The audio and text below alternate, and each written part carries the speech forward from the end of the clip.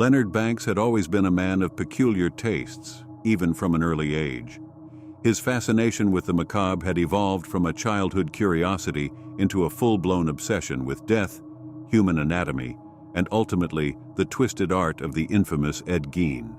His wealth afforded him access to antique pieces that bordered on morbid, Victorian mourning jewelry, paintings depicting the dead, and even items allegedly recovered from serial killers' estates. But it was Gein's story that struck him with a disturbing sense of kinship. Here was a man who had turned bodies into works of art, and Leonard found himself wondering how such creations might look if made by a more refined hand. In the beginning, Leonard's secret collection was just that, secret.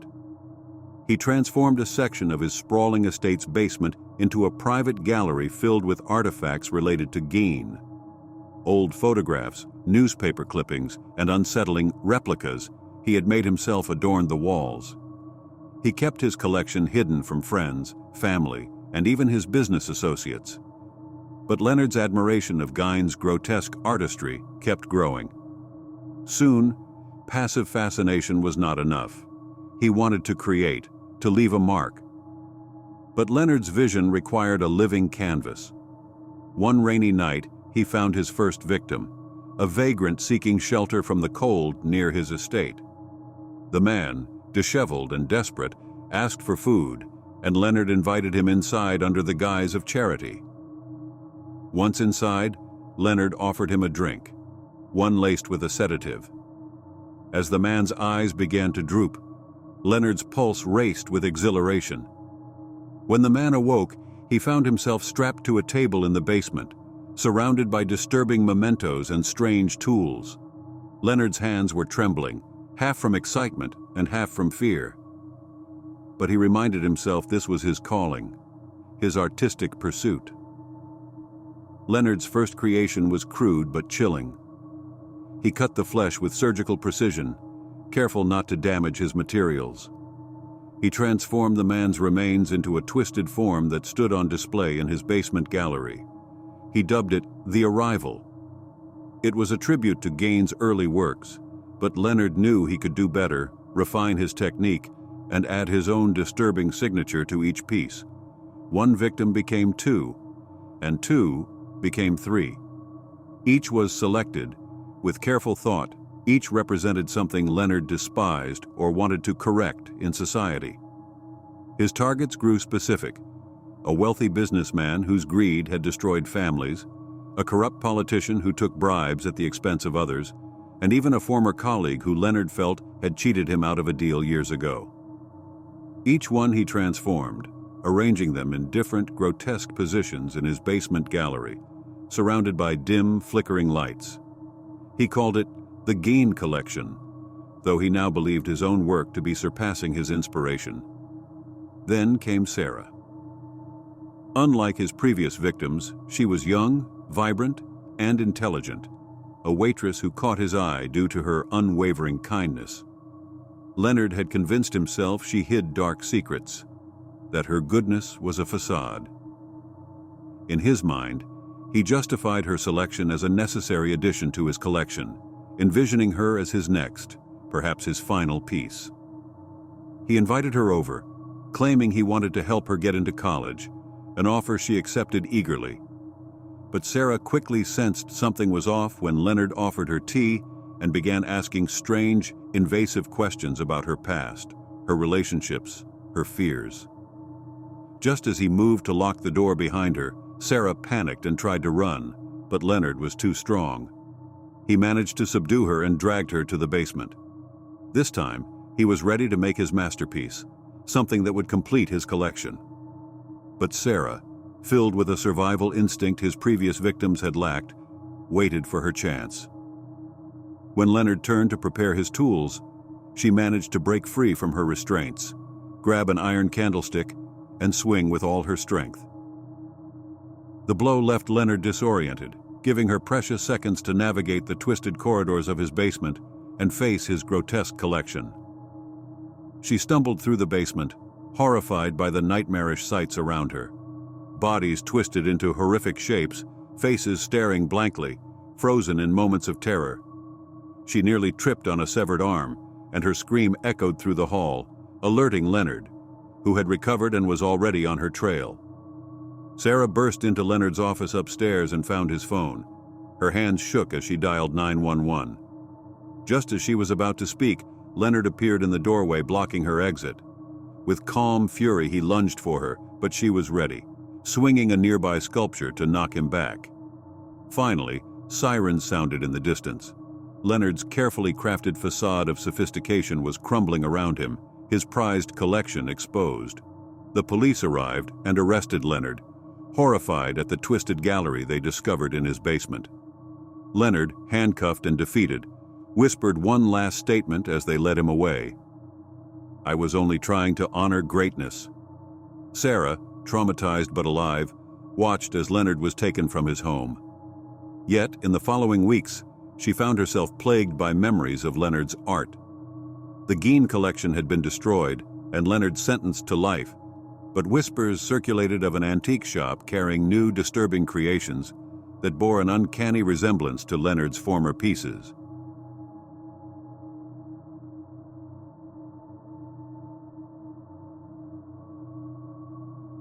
Lena had spent a late night in the library studying for her midterms, and by the time she packed up, the campus was deserted. She was exhausted, and the last thing she wanted was the long walk home in the freezing autumn night. She checked her phone and saw a bus scheduled to pass her way at midnight. Lena didn't remember a midnight bus on her usual route, but she figured maybe she'd just missed it before. The bus arrived precisely at midnight, its headlights piercing the dark like hollow eyes. The doors groaned open, and without much thought, Lena climbed aboard. She swiped her card, though the reader didn't beep. The driver, hidden beneath a cap that cast deep shadows over his face, nodded her inside without a word. Inside, the seats were nearly full, but each passenger was silent, sitting perfectly still, staring straight ahead as though entranced. Lena found an empty seat near the back, sliding her bag onto her lap, and tried to shake off the strange atmosphere. She glanced around, noticing the passengers were oddly dressed, a mix of vintage clothes and formal wear, but worn and faded like old photographs. As the bus lurched forward, Lena pulled out her phone, but there was no signal, not even a flicker of Wi-Fi. The windows were too fogged to see where they were heading, and as the minutes passed, she realized she no longer recognized the streets. They were driving deeper into winding, narrow roads with no streetlights to guide the way.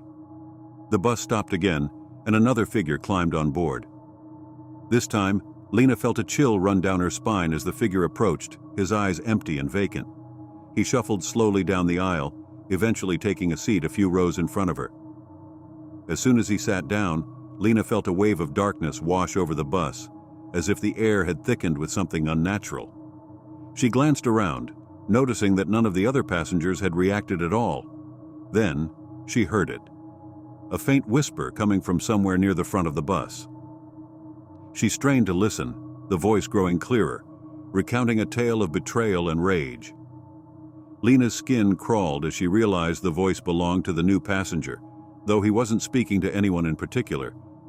He was lost in a trance, retelling the story of his own demise. He'd been betrayed by his best friend and left to die in a dark alley. His voice grew colder as he described the exact moment he'd taken his last breath. Before Lena could process what she'd just heard, the bus stopped again, and another figure boarded. This time, it was a woman in an elegant dress stained with dark patches that looked disturbingly like blood. She glided down the aisle, her eyes hollow and lifeless. She sat down a few rows in front of Lena, and the air grew thick again. Another story began to fill the bus, her voice soft and filled with sorrow. The woman spoke of a jealous lover who had strangled her in a fit of rage, leaving her body to sink in a forgotten river. The chill in Lena's veins deepened with every word, her heart pounding as she realized what was happening. Each passenger was sharing the story of their own horrific death. Panic set in as Lena desperately tried to recall the route they had taken. She wanted to pull the emergency brake, but something told her that wouldn't work. She needed to find a way off the bus before it reached the final stop, whatever that was. Lena tried to speak to the driver, but his face remained shrouded in darkness, his expression unreadable. Her pleas went unanswered as he continued driving, his gaze fixed firmly ahead. The bus stopped again, and yet another figure boarded, this one with eyes hollowed out, as though eaten away by fire. The stench of smoke filled the bus, and Lena gagged, her heart racing as the man took his seat. His voice echoed through the bus, recounting a nightmarish tale of being trapped in a burning building, his screams for help going unheard until the flames claimed him. One by one, with each stop, ghostly passengers filed in, each trapped in their own nightmare. Each one recounted a death more horrifying than the last, the terror in their voices so palpable Lena could almost feel it seeping into her own skin. She frantically glanced around, realizing she was the only one on board who wasn't recounting a tragic end. She was still alive. For now. But as the next stop approached, she felt an ominous weight in her chest, as though something was compelling her to stay on board, to become one of them. She forced herself to look away, squeezing her eyes shut, refusing to listen to the new voice that filled the bus. But it was no use. She could feel the horror of the story creeping into her mind, clawing at her sanity.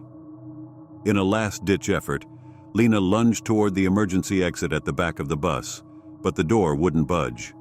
She banged on it, screamed, and kicked, but it remained stubbornly shut. She glanced at the window beside her and knew it was her only chance. She pulled off her jacket, wrapping her hand to shield herself, and smashed it against the glass. The window cracked, but didn't shatter. Desperation fueling her strength, she struck again and again, until finally, the glass gave way. She pushed herself through, feeling the jagged edges tear at her arms and legs. Just as she tumbled out onto the dark, empty road, she heard the bus screech to a halt. She glanced back, and for the first time the driver turned to look at her. His face was pale and hollow, his eyes like twin voids. He gave her a slow, eerie smile as the bus doors closed. The bus disappeared into the fog, leaving Lena alone, shaken and bloodied on the roadside. She stumbled to her feet, the silence pressing down on her. No other cars passed, no lights appeared. She walked back down the road, her heart racing, trying to make sense of what had happened. But the next morning, when she recounted her ordeal to the police, they looked at her with disbelief. There was no midnight bus on her route. There was no bus at all. And as Lena glanced at the bus schedule again, her heart froze. Where her midnight route once was, there was now only a blank space, as if it had never existed at all.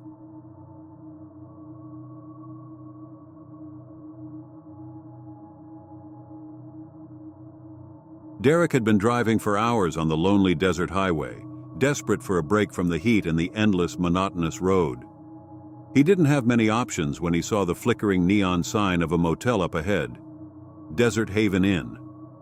It was run down, almost swallowed by the desolate landscape around it, but it would have to do. The moment he stepped into the small lobby, he felt an unsettling chill.